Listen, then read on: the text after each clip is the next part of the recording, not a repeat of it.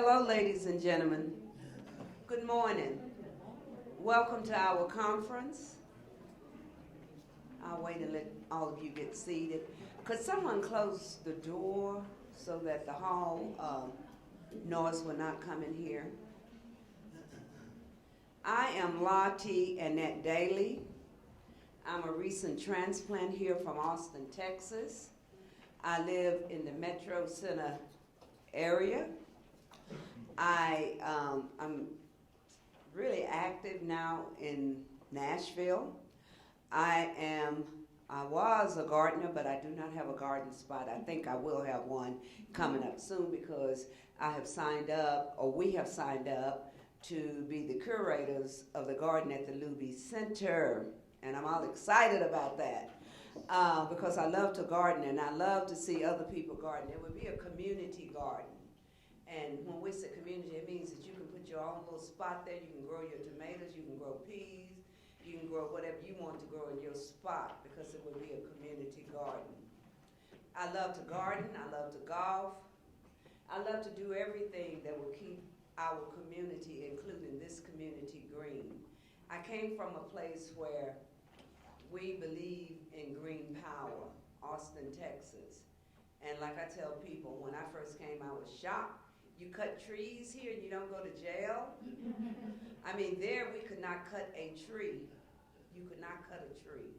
And I see people cutting trees. I see people doing things to our environment that shouldn't be done. And hopefully our panelists today will give us some insight on gardening, how to enjoy your hiking experiences here, because there's some wonderful trails here. I mean, wonderful. And I thought Austin had it beat. I mean, I was stuck here by a tornado, and I said, I know I'm not going to like this place. But I love it. I love it. And I'm doing quite a bit of work here. So that's just a little bit about me. I love the outdoors. I love to breathe fresh air. I love to hike. I'm afraid of rat in a lake because I'm afraid of snakes, and they will not allow you to kill or do anything to their snakes. So I'm really afraid of snakes, and there are a lot of snakes out there.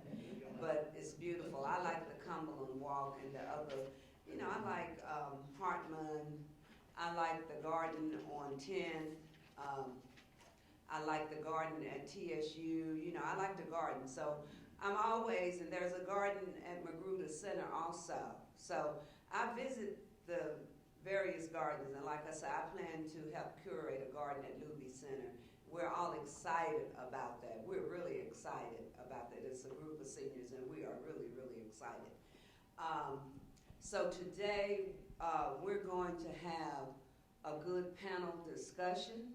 At the end of the discussion, or the end of this session, I'll probably just stay in here, and I'm going to pass out the evaluation slips. Please fill this out because this is very important to us. I'm a newly volunteer, as you can tell, I'm newly to everything because I've just relocated here, and I'm just diving into everything. I'm like Lady Gilmore. You remember our former senator? Anything somebody come along and say they do, I said, well, can I join that? And so now I said, oh, I've joined too many things. But I love it, I love it, I love it. I'm cleaning up, I'm cooking for the homeless, I'm hiking, I'm golfing, I'm swimming, I'm staying away from rat in the lake. But I'm just enjoying it. So Miss Palmer, correct? Miss Trinice Palmer will be our moderator and leader for this panel. We also have Mr. Vaughn, who is with Waste Management. He's a participant. And my fellow participatory budget delegate, what is your name again? I forgot your name. Keith, Mr. Binion. I'm sorry, this is Mr. Binion. Keith Binion. He's on the panel. So without further ado, I've already told you how important our environment is. I really believe in our ecosystem and protecting our ecosystem. I mean, we might not think of it for ourselves, but think of it for people that will be coming maybe 5, 10, 15, or 20 years behind us. If you walk along the Cumberland, you will see not just the river walk, because that's pretty. Take a walk along the Cumberland and also some of the little contributaries of the Cumberland. You see all these things like refrigerators and air conditioners and cars that are thrown into the river and the tributaries. This is polluting.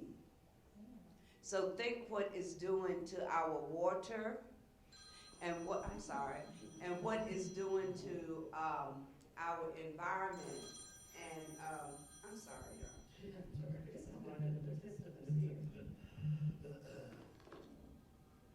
And just think what it's doing to our environment, our water, and what are we trying to save for the generation behind us. And it's very important to garden and to take care of our environment. And when you're hiking, like they say in California and in the forest, when you walk in, don't leave anything but your footprints. Don't leave any trash behind, because we picked up so much trash last week just off of that Heartland Park trail until they had to bring pickup trucks in to pick up the bags. It's invisible because we do it. Like little pieces of candy paper like this, you just take the candies and throw the paper down. Please don't do that. So I'm going to turn it over to the panelists, because I could talk on this all day, because I love gardening. Thank you, Lottie. I appreciate it. Y'all don't mind, I like to move around. If I have to sit down, y'all would not like this session with me. I am Trinice. My logo's here with Let's Talk Gardening. I will talk a little bit about that, but just a little background information about myself. I am a unicorn in the sense that I was born and raised here in East Nashville. I'm trying to stay put. You know how the saying's going, there's no free land anywhere, and everywhere it's open space is going to turn into something eventually, but I kind of wear that as a badge of honor that I've been able to stay put many generations in with my family. And Tennessee overall is really where a lot of my roots are, down to Fayetteville, Tennessee, and other surrounding counties. So this session is called The Green Umbrella, Ways to Make Your Neighborhood Greener, and we hope that we are able to inspire many of you to either take a step at what you're already doing and how you can better it, as well as what you may want to start doing. There's always ways to get better in making sustainability more prevalent where you're at and in surrounding areas. In terms of Let's Talk Gardening, I normally give the pitch of I like to demystify the belief that you need land to start.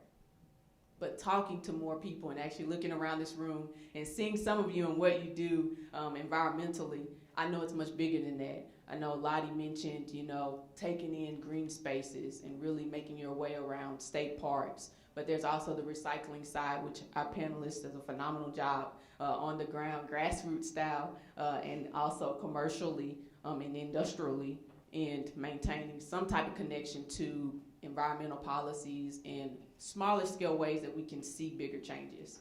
Because sometimes this big green umbrella is massive, right? And it seems like we're not really progressing, we're not really making as big of a turnaround as we'd like to see, especially politically, so sometimes it can be very discouraging, but I guarantee you starting as small as gardening really enables you to see in a more immediate change and get that instant gratification that I hope you leave with today.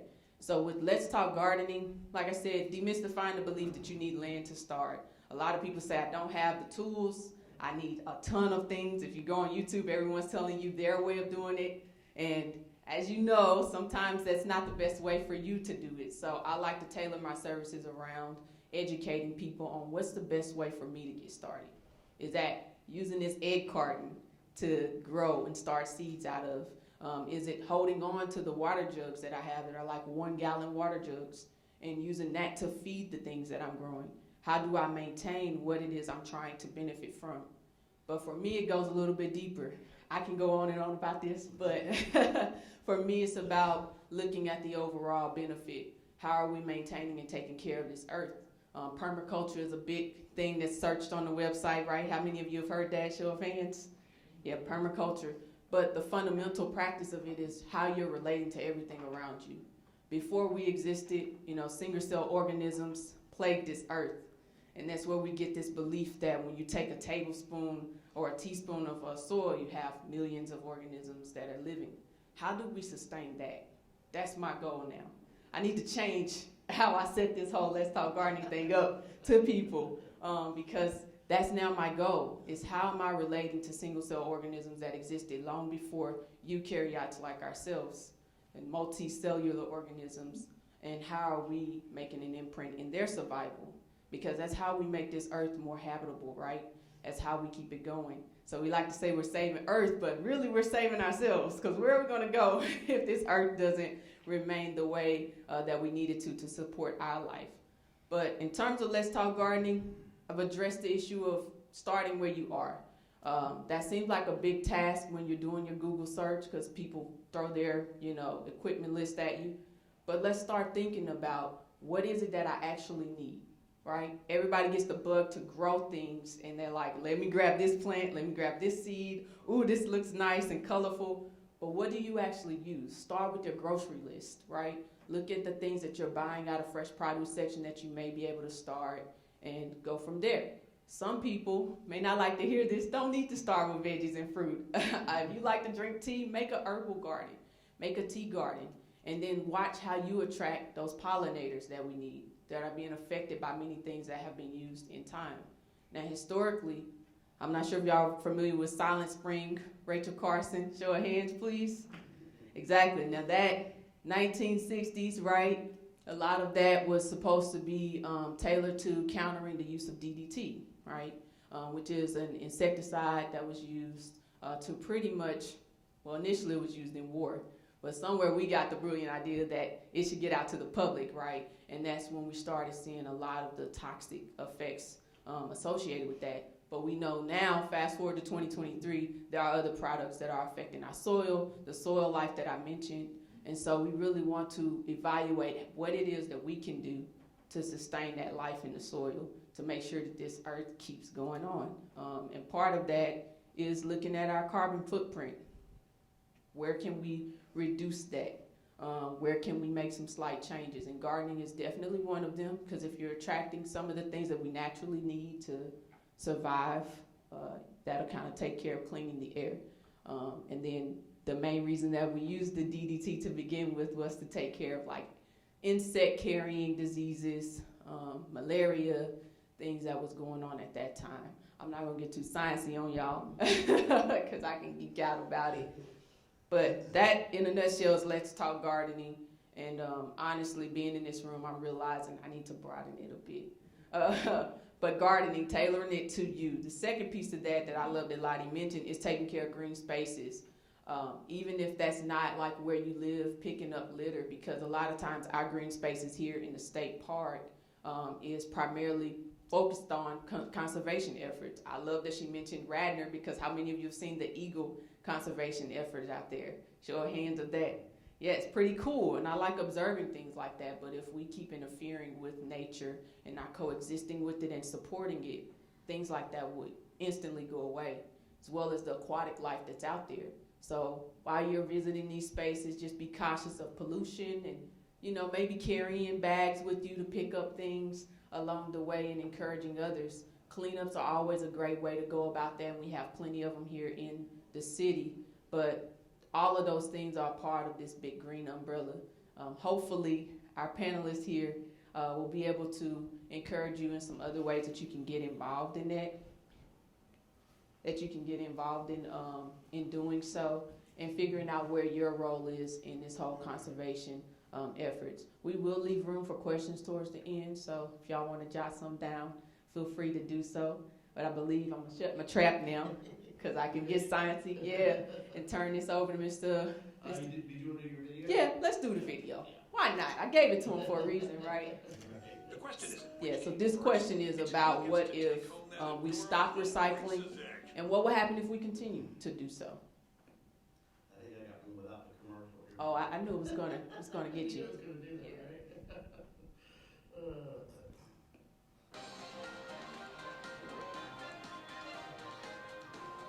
On average, you produce produce just over 2 kilograms of waste every day.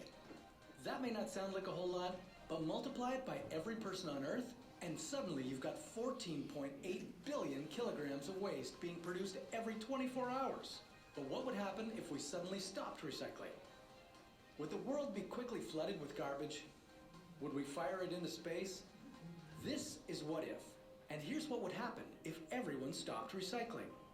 Nearly everything we buy has some recyclable component. Glass, paper, plastic, metal, and other materials.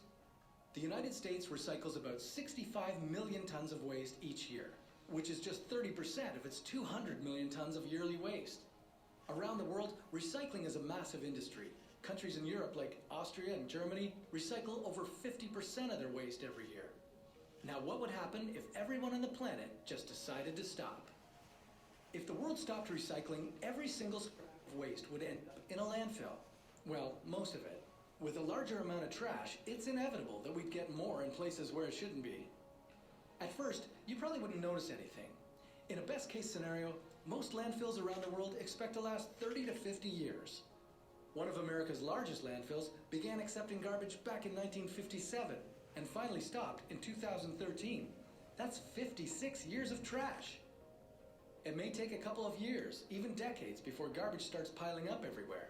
So what happens when those landfills finally fill up? When landfills become too full to take on any more garbage, they're covered with clay and soil to form large hills. You might think the job is done at that point, that you'll never need to think about that stinky garbage ever again. But sadly, that isn't the case. While the garbage is tightly packed underground, it remains in an oxygenless environment. There, it creates methane gas, a huge contributor to global warming. Landfills are the third largest producers of methane gas in the world. And as the planet's landfills continue to fill, they have the potential to eclipse farming and fossil fuel production and become the highest producers. With our landfills full, where would the rest of our garbage go? Well, we wouldn't blast it up into space. That's far too expensive. Instead, we'd most likely burn it, a practice that some European countries are currently doing. However, if every landfill did this, it would create even more potentially deadly pollution, making the air we breathe toxic. Recycling prevents almost 200 million metric tons of greenhouse gases from polluting our environment each year. That's the equivalent of the fumes produced by over 39 million cars on the highway.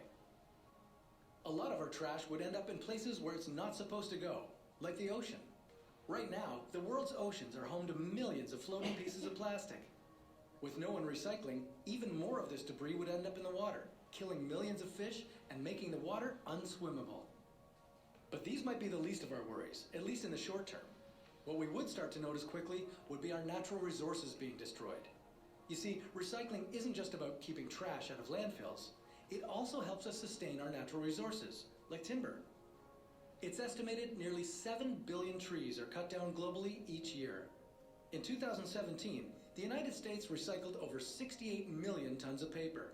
Without this, more trees would have to be cut down to sustain the paper supply, leading to an even higher amount of deforestation than we have today. You can say goodbye to fossil fuels. In addition to making our cars go, they're the source of all our plastic products. Fossil fuels are currently expected to deplete by 2050, but without recycling, fossil fuel consumption would be higher than ever, leading to the precious resource being gone much sooner. So with no one recycling, the world would have no choice but to change. For instance, new water bottles being researched today are being made out of biopolymer, a material that's composed of bacteria. These bottles are designed to biodegrade in just 18 months. That would help a lot, as the world is currently using over 1 million plastic water bottles per minute. Other materials and products would eventually have to follow suit.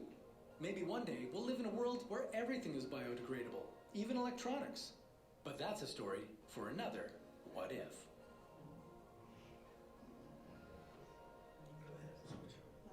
What if? I love this series on YouTube. Please look at some of their other videos. So before I bring our next guest up, excuse me, it helps to walk around. Before I bring our next panelist up, oh no, you're all good. It's all right. It's technology. That's why we're needed as humans. Look. All right, perfect.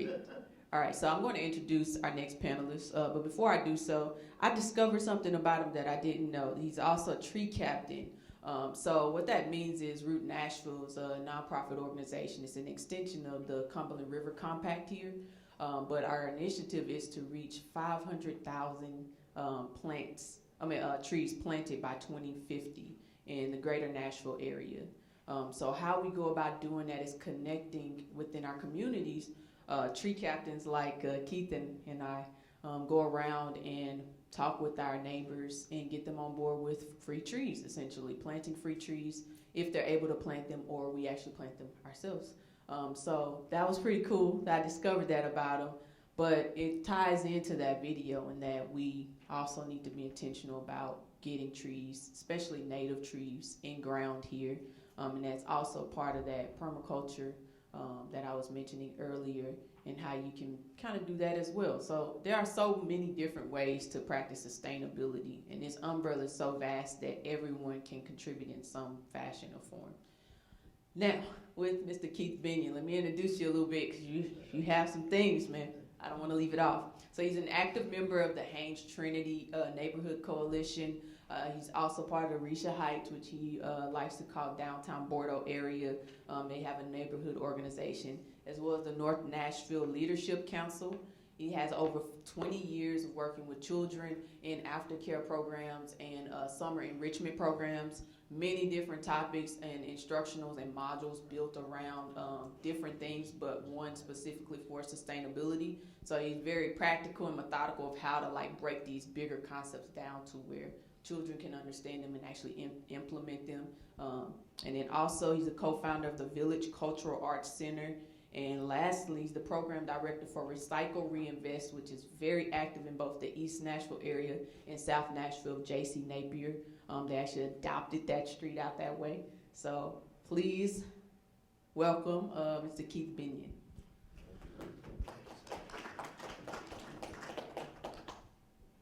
Good morning, everybody.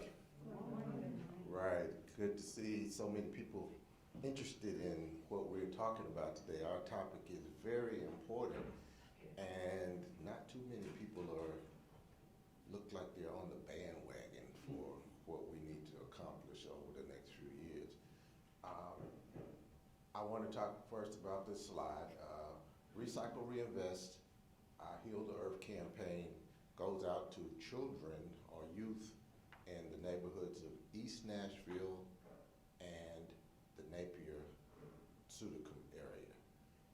If you would scan the QR code, you would go to their website to get more information about our programs and initiatives.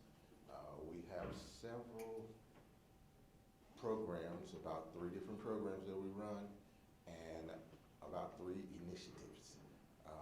One of the things that we do would be,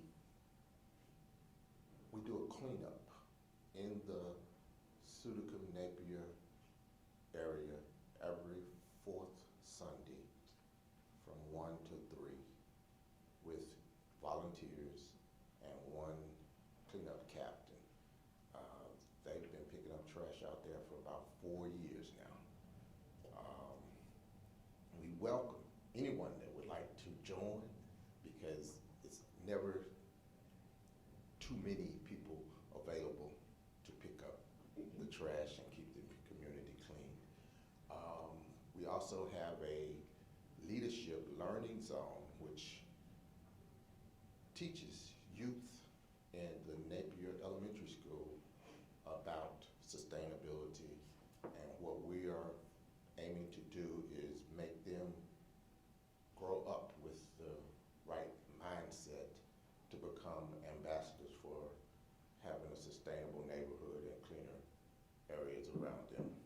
We can relate that clean streets are equal to crime reduction and help save lives. The second thing up there is my new project, which is called Recycleville. It is a digital magazine. If you scan the code, you'll go to a site called Flipboard, and on Flipboard, I have over 1,500 articles about anything you can think of with recycling, from electric cars, how some of the landfill products are treated, how to repurpose some of the things that are going to the landfill to stop filling up our landfill resources. Those are two slides that I want, two QR codes I say that would be good for you to take away and learn more about what we do. Question, I got a phone somewhere with my notes on it. Let me get back to that. By a show of hands, how many people think that the green Kirby recycle bins are being used correctly in your neighborhood?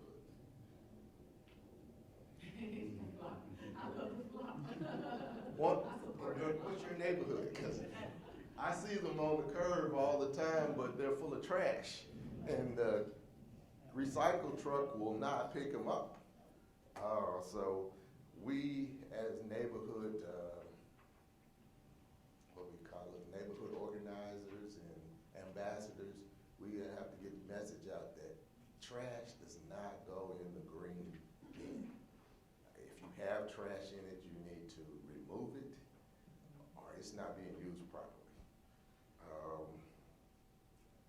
Did you know, this is I tell you what, how many people know what are some things that can't go into the recycle bin? Glass. Glass. It should. It should, but we're not there yet. So we got we got drop-off sites where you can take the glass. And so it takes a little bit of effort, but it's worth it. A lot of plastic. A lot of different plastics. Plastic bags are no-no.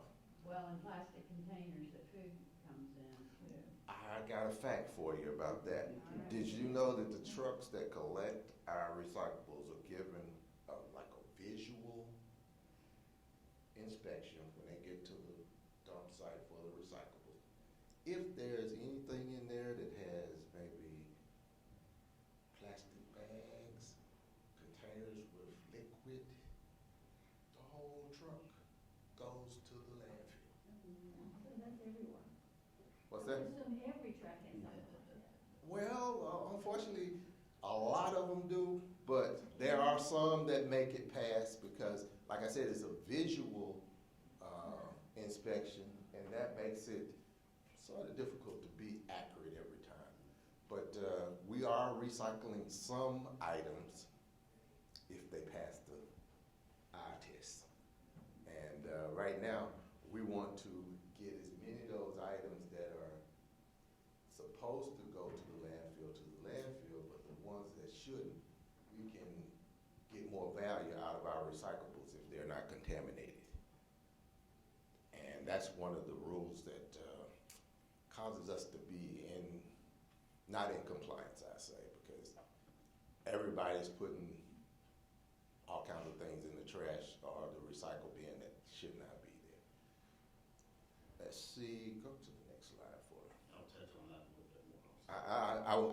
I didn't know You're who my not stealing my thunder. other panelists were, so I kind of got mine in before he got up there. We But did a good job of confusing everybody, so we'll try to clear that up today. so he's got some information that will help you You wanna start with in the video? future. Yes, we're going to go to a video about Recycle Reinvest, so you guys can hear a little bit more about what we do. What if I told you a community cleanup could prevent robberies? Would you believe me? What if I said picking up trash would reduce break-ins? According to researchers, neighborhoods that are greener and cleaner are often safer. Recycle and Reinvest is striving to educate and empower Nashville's under-resourced students through virtual and hands-on learning. In our mentoring program, students will have the opportunity to learn about gardening, food waste, environmental racism, art, and leadership skill development. Our curriculum aligns sustainability with STEM standards, as well as social-emotional learning. Help us close the gap between trash and crime, and raise awareness about our Heal the Earth campaign. And to get in contact with Recycle and Reinvest, please call or go to the website to learn more. Thank you. And with that said, we are What if I told you a community... understaffed, I would say, in being able to add more neighborhood cleanups to our plate. If you guys have any interest in organizing a neighborhood cleanup, you're welcome to contact me, and I will see what I can do to help organize for you. But right now, the Napier 4 Sunday community cleanup is about all that we can handle. We do that from April to October every year, and then we have to shut down during the winter months because of weather and lack of participation. So if you have anybody that's willing to volunteer or come out and offer their assistance, we'll be happy to have you. Next slide. This is your next. It is the next slide, Yeah. okay. And then, as I said earlier, our mission is to cultivate the next generation of environmental stewards through art, education, youth mentorship, and environmental upkeep. That's why we chose to work with kids from ages 9 through 12 is our target market, but we have had younger because they seem to be enjoying the participation also. And we do things like music creation around sustainability, so they're able to create songs. We have an excellent program that we work with called, it's in one of the school systems now where they are actually getting trained on how to write, produce, and create lyrics that feature sustainability and keeping things clean in your neighborhood. So the younger they start, the better off, because we know that some of us older, stuck in our ways, are not ready to change yet. So we want to instill the young people so that they grow up, and then it's surprising that it infects the parents, the whole household, because they'll tell you, you're not supposed to put that in the trash. And we have them bring back samples of what they feel is necessary to go into, and it's very interactive. That happens in June and July, a 10-week program that we run. Okay, next slide. That's another. You ready? Yes.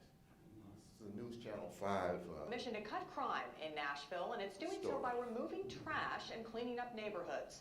Recycle and Reinvest is a group that's been hosting community cleanup since 2018. Today, volunteers were out in the Napier community where they collected more than 150 pounds of trash. Organizers say they're focusing their efforts on underserved communities. They say data shows cleaning up neighborhoods leads to a reduction in crime, and it also helps restore pride for people who live there. I think a lot of times we don't often understand the value that we have as people, especially black people, and I think it's important that we start to see that value within ourselves so we can put that value back into the community. Recycle and Reinvest holds community cleanups on the last Sunday of the month. To learn more about how you can volunteer or get involved, we've got a link on our website. Okay, and there are several videos that are available to help. Metro has a good site called Recycle Right. Going up the notes.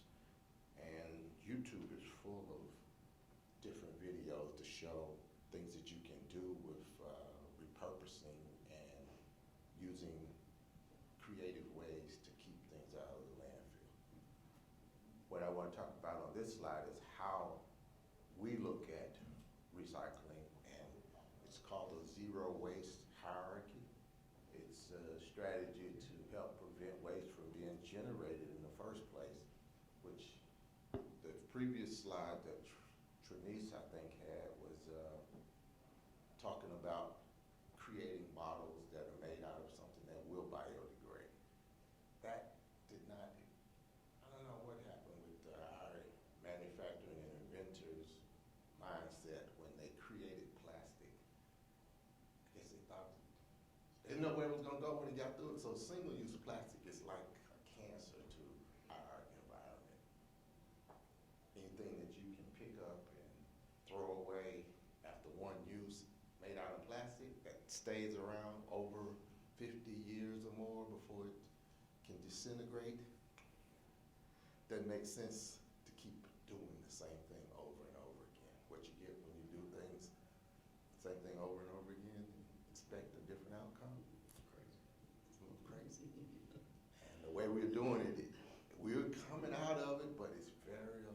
slow process. Anything with government takes a long time. The wheels turn real slow. So our next thing is to speak about reducing what we put in the landfill or generate by making sure that we don't waste. Food waste is one of our key initiatives that we work on because we throw away a lot of good food or something that can be. What we suggest you do with food is to reuse the scraps as making a compost. Anyone here has a compost bin at their house? How about a neighborhood compost bin? Something that you could ask your neighbors to help contribute if they don't want to keep one themselves. And everybody can share in the proceeds of the beneficial fertilized soil when they get ready to plant their plants in the spring or start their gardens. The other thing that we have on here is with reuse. I used to work at something called the Reuse Center, which was around about 15, 20 years ago. And it was amazing how much stuff we accumulated, and we were able to sell some of it. We were able to repurpose things, and all types of things were in this reuse center. It's almost like a Goodwill store for supplies and material. We got roofing shingles, we had lumber, we had fence material, we had all kinds of electrical supplies, tools. It's possible to set up something like that in your neighborhood. If you have an interest, I'll be glad to help you set up a small loaner system where you can loan out tools and things like that, or whatever it is that you decide you want to build it around. I have ideas. The recycled compost area is what I just talked about. I kind of got ahead of myself. So now the next one we go to recover energy, meaning that we recover materials to create energy. Plastic has been a good source for some, but the processing of plastic for energy also creates pollution.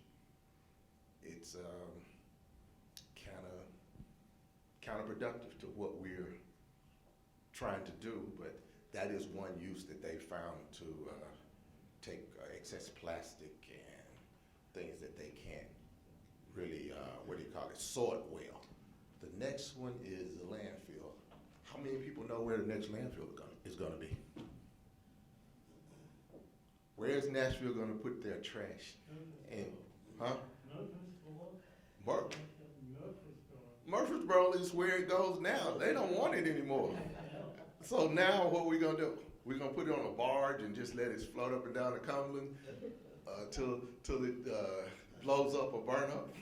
Yeah, we have a problem because landfills are becoming extinct, and we have to come up with better solutions of how we handle our waste, because the waste stream is not going to take much more before it takes over. Next slide, please.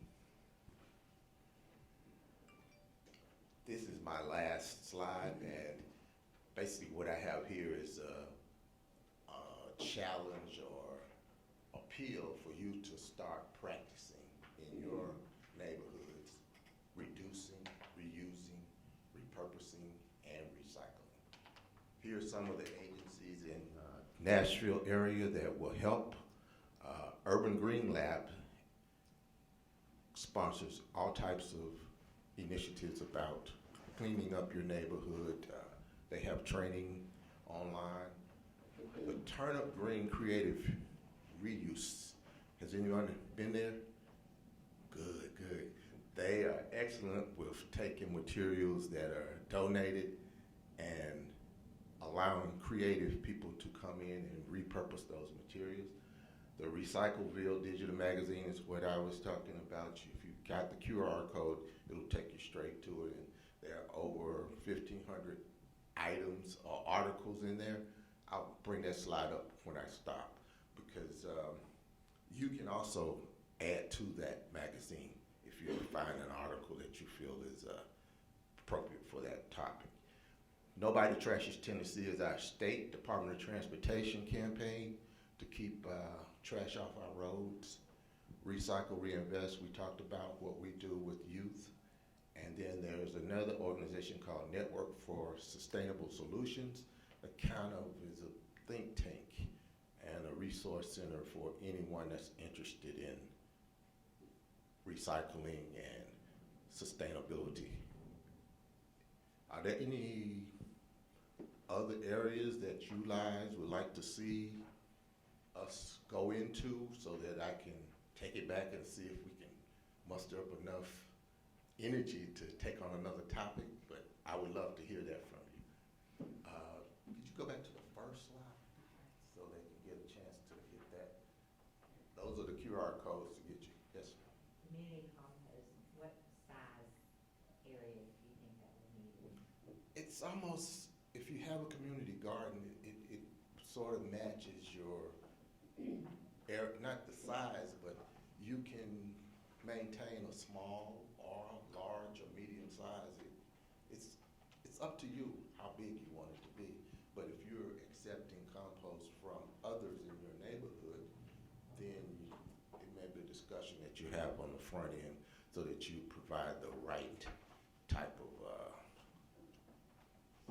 storage for it. Is there any around Nashville now? There's one organization that picks up food waste from the restaurants. I think it's called Nashville Compost. Do you know? Magruder Community Garden has a compost. And there are several community gardens around, and usually you'll find some composting storage on those sites also.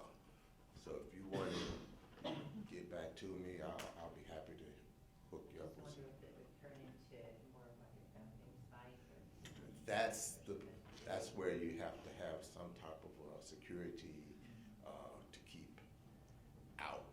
And it's a mindset change. It's a mentality that we all can help to start, ignite the urge to keep it clean, compost. Thank you. Great information. I do want to leave time for y'all to have some questions here. One more presentation to get through, but what I mentioned to address your question, I'm also a District 8 Beautification Commissioner. That'll be a fantastic thing to bring up to your district commissioner, because they can possibly get a compost pile started along with their projects. We've been afforded grant this year to actually get beautification projects in specific areas that we're serving. So if you would go on to NDOT's site and look up who's your appointed commissioner, that may be something you can get started, and then that will offer a bit of structure in your fear of it becoming a waste site, because that is a legitimate fear. So our next guest here is from Waste Management. We have Mr. Troy Vaughn. He specializes in recycling and waste diversion solutions for large manufacturing, industrial, and distribution facilities. He's going to go more in detail about it. Currently serving as the account manager for Mid-South region at Waste Management. I asked this guy, what states do you service? And he practically named off all of the South, so don't ask him that question. But just to mention some of them, obviously Tennessee, but Alabama, Kentucky, Arkansas, Florida, Georgia, and they're getting some sites in Indiana. And he's also a graduate of Belmont with a bachelor's degree and a part of the Waste Management Recycle America. So we're going to turn our attention over to him. Thanks, you all. So I've got a couple of things to go over here, and I know there's usually some questions on residential recycling. So yeah, I work primarily in the business industrial environment, but we can certainly work with you guys on helping answer some questions. I know that there's a lot of them, and like I said earlier, we've done a really good job of confusing everybody about recycling and what can go in those bins. So hopefully at the end of the day, you'll understand a little bit more about what happens to your recycling after it goes in the bins, once we process it, where we send it, what happens to it to come back as something else. I'll go over real quick. I think everybody's probably heard of WM, at least the golf tournament, right? So that was interesting this year. So obviously we have our operations where we operate the landfills, the transfer centers, but also one of the things in the videos we talked about methane gas as being an issue coming out of the landfills. We have a process now of capturing back that methane gas and then processing it to use it in our trucks. So although the city collects your recycling and brings it to us, when you see our trucks going into Spring Hill areas where we're providing additional services for residential, you'll see that those are actually running on natural gas. So we have a process and a new division solely focused on using that to generate more energy. I work over in this world, so I work in the recycling area. In Nashville, we have what's called a commercial high-grade facility. That's where we actually buy baled materials from people like Amazon. We have a single-stream facility, which is where all the materials processed. And then we also have a drop and bale, which is now up in Rivergate at our Madison location. That is where we are processing business cardboard that's been put into specific containers. So a little more limited up there, but we now actually have 3 what are called MRFs, material recovery facilities, here in Middle Tennessee. I always say you can drive about an hour out of Middle Tennessee and get out of the Nashville area and have no recycling at all. There are counties that don't have drop-off centers. So although we're limited and although we could certainly do things better like glass or accept more plastics, we have to remember that outside of Nashville, you have to get to Memphis before you get into more industrial recycling. We've got nothing in East Tennessee right now. So there are a lot of issues. There is a lot, everything, basis politics are local, recycling is local. It literally is by neighborhood. So we do have the resources here. What we need to do is be better at using them. Does everybody know that Metro went to twice a month now on the recycling bins? Because they're all full of trash, we are really hoping that's going to help solve that problem. If your trash cans gets full one time during the month, no matter how conscious you are about recycling, you're going to justify putting a few things in there that probably don't belong, right? So we're hoping that we're going to see a volume increase, plus we're also going to see a reduction in the contamination. Right now, about 32% of everything that comes in that truck is considered contamination in one way or another. It's bagged material, it's material with food in it. The trucks come into our facility. We don't send them to the landfill. They have to dump everything on our floors. If we notice that it's overly contaminated, we have to scoop it up with an earth mover and put it into a roll-off. That then has to go to the transfer station, that then has to go to the landfill. So the worst thing you can ever do is put something in the recycling that doesn't belong there. It's going to end up in the landfill, and it's going to have to take a long way to get there. So please, what are the things like I said, we're trying to clear up some things, and that's some of the confusion about what goes in there. I'll finish with this video. I think I have a video of how one of our MRFs operates that separates the material. It's a little bit long based on our time frame. If we have time at the end, I'll come back to this. Because I think you kind of saw in your video, we saw how some of the material was processing. So really what we're talking about here is the circular economy of recycling. So everything that is collected from you all in your homes and separated has to then be picked up and then delivered to our MRF. In some areas, WM closes the loop on that. Well, we provide all those services. In Nashville, you separate based on what can go in the container. It's brought into our facility where it is then dumped. So this is what we call the function of the MRF. So it drops in, it goes through a processing system where it removes out any contaminants. Bags are broken, reduced, and then obviously the compression machines known as balers, where we then bale all of that material up. So when we say you can put commingled, which is a new word for single stream, commingled containers, plastic bottles, aluminum cans, paper, cardboard, those all go into your container, but they have to be separated at our facility because this mill only wants number 1 plastic bottles. This one only wants cans. This one only wants HDPE, your number 2s. So we have to separate all of that, bale it, then take it to a mill, a lot of them in Alabama, where they then process it and turn it into something else. Whether that plastic bottle comes back as another bottle or comes back as a parka. I think these are made out of plastic bottles. So it can come back as a lot of things. Aluminum cans bounce right back. In another 30 days, there'll be another aluminum can. Cardboard, easily pulped out along with paper. Those are wonderful. What we get in trouble with is we get in trouble with wish cycling.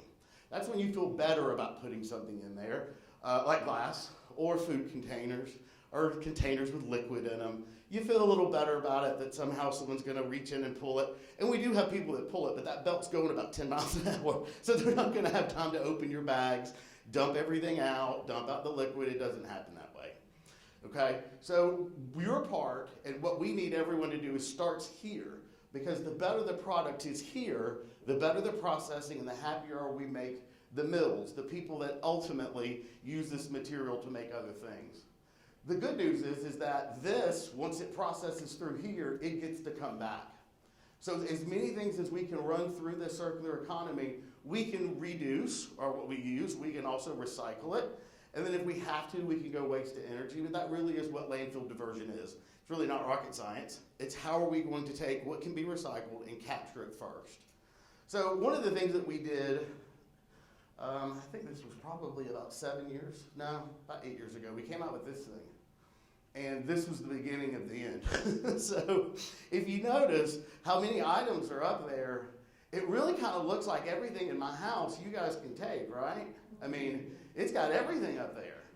So look at all those plastics. Look at all of that, you know, and the fact of the matter is that really at the end of the day, it really boils down to 3 or 4 commodities. Now, at one time there were other plastics that were recyclable that are not recyclable now. And the reason that all changed was because before we participated in an international moving of materials, most of our stuff went to China for processing. That was whenever we saw the smog clouds in China, they were processing our trash. So we've stopped doing that. Everything we're doing now is domestic. We occasionally will sell some cardboard to Mexico, but everything we're doing with plastics right now is domestic. Unfortunately, the main product that can be easily processed domestically are what we call plastic bottles, 1s and 2s. Get away from worrying about the numbers. Those numbers don't really mean much anymore. Just remember, if it's a plastic bottle, if it has a cap on it, a Tide bottle, water bottle, Coke bottle, it's perfectly fine. It's going to be a 1 or a 2. We'll figure it out from there, okay? So what we've tried to do instead of doing this is come up with a new process, and we've got some flyers out there on the table. I've also put some here in the back. At the end of the day, we want plastic bottles, aluminum cans, paper, and cardboard. If it is not one of those 4 things, we don't want it recycling. So the next question is, what about my yogurt tubs? What about my sour cream tubs? What about all of those plastics? Those are typically number 5s. We just call those tubs and lids now. They are perfectly recyclable when someone wants them from us. Right now, most of them go to Alabama, where they come back to those cans, the paint cans that have the screw lids on them, the plastic ones. It also comes back as what we call super sacks, those big industrial sacks that hold grain, and down in Dothan, Alabama, they hold peanuts. But this is that material that right now they're full. So they will come and get it from us occasionally, and then occasionally they won't, because they can only make so many other products from it. So although it's okay to put your recycling, right now it is all based on demand as to who will come and get it. My recycling facilities are not landfills. We cannot hold it forever. So I say go ahead and put those in there, but if you notice, they're not on my list. Because what we're trying to do is make sure that everything that comes in our facility within a matter of hours is separated, baled, and on a truck or a train car moving out of Nashville. And when you process thousands and thousands of tons a month, you have to do that. I get inspected by the state. We have penalties if our material backs up. Landfill's easy. You put it in a hole, you bury it, and you forget about it, right? Recycling is a lot of work behind it to make sure that that gets done. Do you all have any questions on this? I know typically right now is where people are like, what about the, what else can you do with my recycling? Well, I'm confused about what you want us to do. Everybody is. So that's what we're trying to get away from, right? Plastic bottles, if it has a screw. Yeah. The little food containers that are plastic that you really don't want because you can't get We can't move them. Yeah. Yeah. That's not Yeah. considered still no contaminant. That doesn't ruin a truckload. It does, no. We have processes. One of the first things on that slide was the process to remove the quote unquote bad items, right? At the receiving yard, to remove out the foreign bodies. We have equipment that will move that material out. If we have time, I think we probably have time for, but so it will not ruin the entire batch. What we're asking is that if we had a perfect world, we would only get those 4 commodities. The other things in there might ruin a batch whenever it gets to the mill, but one is not going to be the end of the day. We're at 30% contamination. We'd love 10. Okay. Do you have any program that would be, like it sounds like at some point, maybe 2 months from now, you will want this. Any kind of program where, we don't know what you want one day to the next. I know. Where we could be getting an email that says, now we're taking X. Yeah. Metro has that information, and I think you would touched on that as well. Metro handles all of the collection pieces. We handle the processing piece on it, and hopefully in about a year we will be able to add some things to the stream. It's one of the reasons why we don't put the container lids with the stickers on them anymore, because those things can change, right? So we ask you to do your best. Coming here today, hearing paper, plastic, aluminum, cardboard, feeling very good about that is really what we want to achieve at the end of this. As we can add things, you'll hear about it on the news. So, yeah. We take some of our styrofoam and plastic grocery bags to Publix, at least locally. What do they do with that? I don't know, but if they're taking it back and it's not going to the landfill, then have at it. Yeah, yeah. Yeah, a lot of it is consumer confidence, making you feel better. Some of it could be going wasted energy. Yes?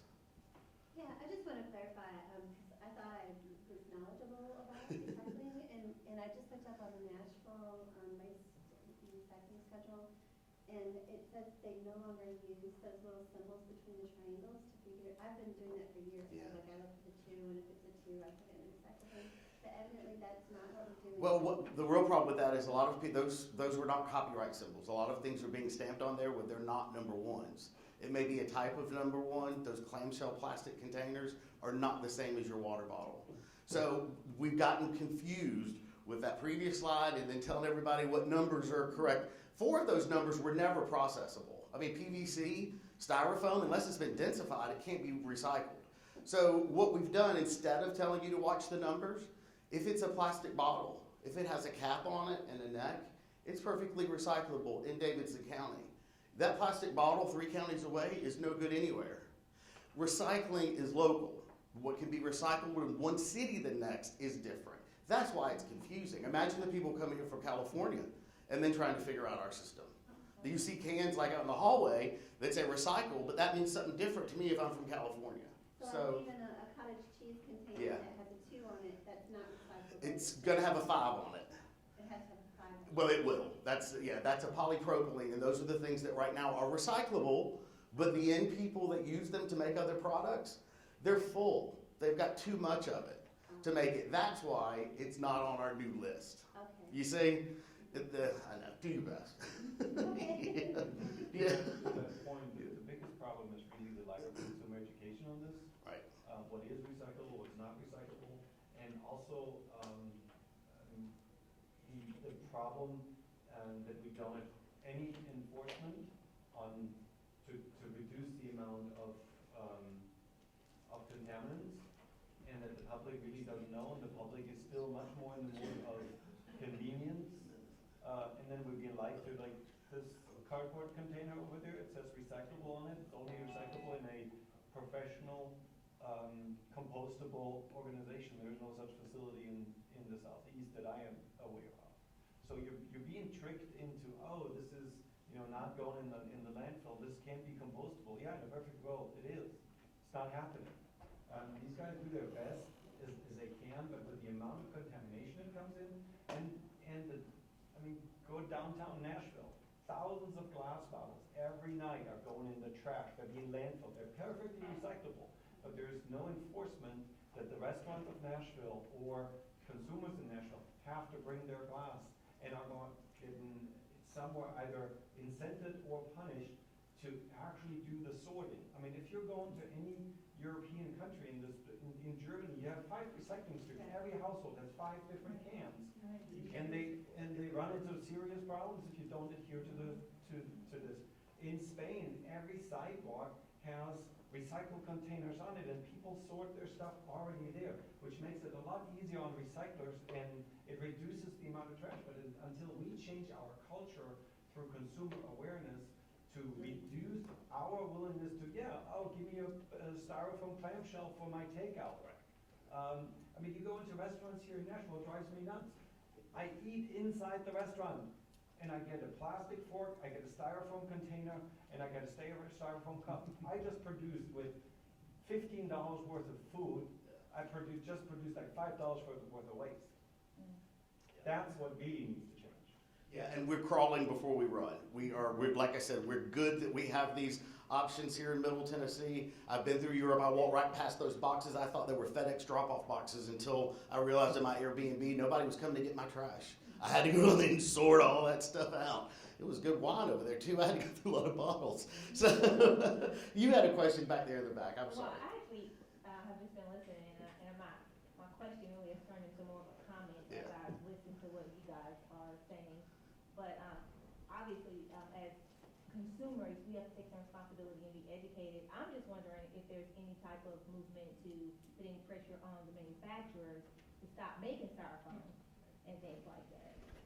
Yeah, the comment had come up earlier about plastics. Yeah, That's the problem with it's cheap. Getting federal legislation, because we have interstate commerce. So if you prohibit styrofoam containers in Tennessee, the local restaurants are just going to buy them in Kentucky. So, and it's not far enough away, and it's still, as long as the consumer demands that convenience, and we're not changing our own attitude. I mean, I went into the example I was just using earlier. I totally confused my favorite barbecue place by walking in with two metal containers and say, I want my fries in here and I want my brisket in here. They're like, what? I don't want styrofoam. Right. In the store. Yeah. And then they package the sauce in a styrofoam container. And I'm like, there are some cities that ban plastic bags for the grocery stores and things like that. So, I mean, there are things that we might be able to do locally to influence our, local laws. Yeah, it all starts with the consumers to just stop taking them. You had a question back there. I'm sorry. Thank you. I was at the Food Lion the other day, and I noticed that they had, they're doing pickups, and everybody in pickup was getting a paper bag instead of a plastic bag, unless they asked for them, the customer asked. And I said, that's fabulous. I will now do my pickup, whatever I can pick up, I will do it here and not at Kroger. I'm like, why did you have to put that particular egg in that bag? Why is every egg in a different bag? But the other thing, like, if you go to Whole Foods, which I don't do, but because they are from California, they're companies from California, they do things differently. Kohl's, now, they get an awful lot of plastic, by the way, when you're doing that, but they have to send it back.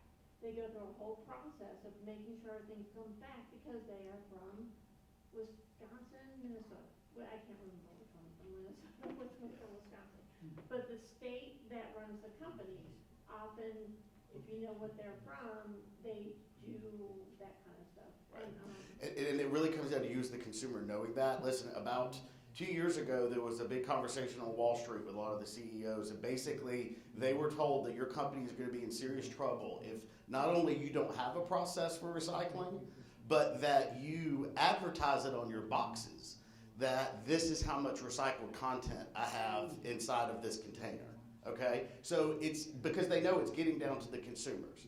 They know that it's getting to the point where you guys have to, you're going to make a more educated decision on it. And so we can do those things locally. We can do those things through outreach programs here in town. We've heard about several of them. You guys are wonderful. I do this stuff for a living, but y'all do a lot more than I do just here locally. So I appreciate that. And all of you all composting, that's wonderful. I've yet to see a group do that. So thank you for that. But seriously, if you have any questions, anything afterwards, let me know. I want to end with this website. It's open to everyone. You don't have to be a customer. There's no username. There's no password. It's RORR.com or Recycle Often, Recycle Right. Here you're going to see solutions for home, for business. There's going to be videos. I will warn you that this is a national website, so you're going to see containers in there talking about putting glass in them. It's a no, okay? But there are some really good ideas in here. There's posters. There's cans if you wanted to start something at work. There's labels. There's everything that you need. There's even videos on how to implement a plan. This is a great place to get started if you're not already doing it. The basic rules are there, and then also some myth busters. So we've got about 10 minutes left. I know that there's other questions. I'm going to turn it over to you so that you can follow up with the questions, and they'll probably have something other than just, I need to ramble on. Well, thank you. Oh, nice. And let me say, for what it's worth, everyone in here is doing a fantastic job. I mean, so many hands raised every time we pose the question to you guys. So it's clearly not us, I mean, you all that we're directing this to. It's everyone else that we share space with, right? That's not as educated, not as active and committed as committed spirits in this room. Even if you're just getting started, you guys are far more ahead of most of your neighbors you're probably encountering. So I like to lean on the side of education as much as possible. You know, of course, there are going to be people who still decide to do otherwise, and that's why I started this in saying that it seems like a really big task, and this is a big umbrella. But these moves that we're all making collectively, and we're all on the same page about how to execute them and things we should consider, is going to make a bigger change. We just need more people to do it. Yes, sir. Yes. I'd like to come back to glass for a minute. Okay, go ahead. Okay. In its own right, but as an example broader than that. And that is the real answer to a lot of the questions and challenges here is to develop industry here. A lot of what the waste folks do is haul stuff. Haul it from here to there and everywhere else. In order for us to close the circle, we need to have a glass manufacturing plant, a plastic manufacturing plant. And I know that none of us here can do that on our own, but I want to plant the seed so that when we talk about it in the community, we encourage the decision makers to attract, we do attract businesses, a lot of entertainment, a lot of this and a lot of that. If we can attract remanufacturers here, our problem will largely be solved. Absolutely. I appreciate you for sharing that. I share and echo the same sentiments in the literal sense. You're getting a nod from the waste management. So, you know, absolutely. And I think it's big of you all to realize that mistake on that slide, right? Yeah, accountability is key because, like I said, yeah, absolutely. Absolutely, but what it did make me think about, I'm going to get to your question next. I love the information you provide, by the way. So thorough in detail. I almost want to pass you the mic, to be honest with you. But what it made me think about is how, on a local scale, we all can develop our own initiatives within our neighborhood, right? So we've heard one thing that's clear. They can't take the Tupperware, but what can we do with it? How can we formulate micro groups, you know, amongst our neighbors who are still holding on to that Tupperware? There may come a time when they're able to accept it again. But can we drill holes in it and start seeds? You know, can we hold on to them, clean them, and keep them until we get the okay to start putting it in our recycling bins? What is it that we can do? Can we start repurposing them, turn them into fun projects for children, you know, during the summer? How can we prioritize using glass that we may be accumulating and being unable to put into our bins right now? I know in the gardening world, that's a great way to water when you're out of town. You know, summer's getting ready to come up. Go ahead and fill it, turn it over, and put it in a container, you know, and never have to worry about watering that particular plant or container as much as possible. You had a comment? Well, I just think that something that I've started doing is making sure before I buy something, I really need it. Right. Because we are a capitalistic economy. That's the way we have been programmed for all these years. So every time you buy something you really don't need, a new pair of shoes, whatever, is a great deal. But at some point, you're going to get rid of it. Right. So do you really need it? And I help with estate sales, which has really opened my eyes. I mean, it is kind of scary and depressing. And I went through a lady who had dementia, QDC, she was buying all this stuff, and styrofoam. Oh my goodness. And there is the company, when people do this, time is money, you know. So they are not going to recycle. They do not have them in someone else's home. And it's massive. This is not happening just like you and me. This is a societal, cultural issue. And so even the city of Vanderbilt, you know, they can't get recycling in there. So that's all I have to say. But That's a lot to say. personally think about every time you buy something. Yeah. Do you really need it? Absolutely. And then your comment, sir, or question? Well, I mean, based on the fact that actually Nashville has been in the news that we're running out of space in landfill now. So what is the pressure actually on recycling and figure out how to improve that. Is that pressure increasing, and is that forcing waste management potentially to do some other partnership with recycling, remanufacturing? Because I mean, the problem you stated was that plastic, whatever, the non-recyclable plastic right now depends on demand. Sure. Are there initiatives from waste management to say, okay, we'll collaborate with businesses to create more demand? So yes, we are doing a lot of community outreach, especially here locally with the expansion of the Metro pickups. It all really begins with, and there's again the circular economy. I've gone back to the packaging companies and tried to change and reduce those. We did a big project with FedEx recently. We're trying to get there with that piece because it has to start there. It's just like you'd said earlier, all this plastic. Well, we looked at our grandmother's refrigerators with glass. There wasn't all this plastic. So there are other ways of doing it. What we have to do is change what's expected by the consumer. The milk jug that wasn't translucent failed miserably because we didn't know when we were almost out of milk. So there are some things that have to change. Tetra Pak is a wonderful way of going about containers that are recyclable through paper but are not plastic. So as far as locally, we are working with business. Part of my job, 90% of the day, is working with large business on diversions. The landfills here, depending on how they're operated, we know that there's problems down in Murfreesboro that you all discussed, and so those are being worked on at a higher level for my level, but they are being addressed, and I know it's important. Did you have anything to add to that? Molly, this is my coworker. I would just say, as a company, we have committed over the next 5 years to invest about $1.6 billion in sustainable businesses, whether that be our recycling investments to expand our capacity at facilities like the one here in Nashville, or our renewable energy businesses. And so, the short answer is absolutely. As a company, we're working on shifting to our investments on sustainable businesses, being the recycling and the So does that contain like waste to energy projects? Like yes. A lot of Europe burns their trash and then recaptures the energy.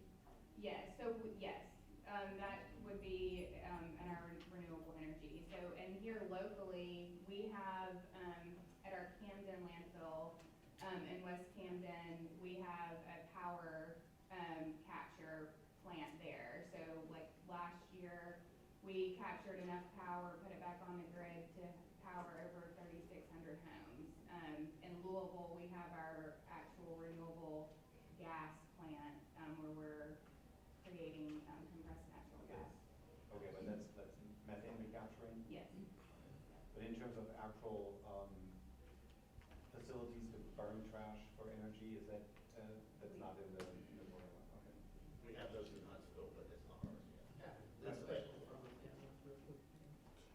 My closing remark I forgot to say was that I'm starting a new project with Recycleville that deals with closet renew. Piggyback off of what she was saying, if you bought it and didn't need it, I have some people that are being trained to come in and look at one closet, spend an hour for about $25 to help you discard, and we will take the initiative to repurpose, recycle, or donate whatever is found in that exercise. I haven't really been promoting it, but that was something I was supposed to say at the very end, and I was glad she reminded me. Always gets said. Can we get a round of applause for our panelists here? Closing remarks, you good? Okay, and then how can people find you real quick? Well, I've got a business card up here. Awesome. If you guys need anything, let me know. tvon3@wm.com is my email. Let's see me afterwards. I've got business cards. I'm happy to help you guys. I have a new email address, recyclefieldmag@gmail.com. Nice. And then in terms of me, you can find me on Instagram at let's_talk_gardening. I also have some business cards. I don't have many of my beautification commissioner with the office information and phone number, but if you want, I can take a photo of it and somebody will get the one that I have. All right, Ms. Lottie. Hey, thank all of you for coming. I really do thank you. Like we always say, there's no party like a garden party. I mean, you know, I'm from Austin, and most of the things that they're talking about here, like repurposing glass, they take the glass and crush it, and you can go and get the glass and use it in your garden. They repurpose a lot of the other, and in fact, you'd be shocked. You come to Austin, there are no plastic bags. You have to bring your own bags. I was shocked. I thought people were stealing things out of the stores. So, look, all good things must come to an end. I hope everyone's been encouraged to garden, to recycle. I mean, be a good steward of this ecosystem because, hey, we need to pass it on. I have given each one of you, I hope, an evaluation form. I'm just going to do like we did in school. Hey, you don't have to give it back to me. Just put it in the center of the table when you leave, and I will come along and collect them. I need the steps. I'm trying to get my 10,000 in today.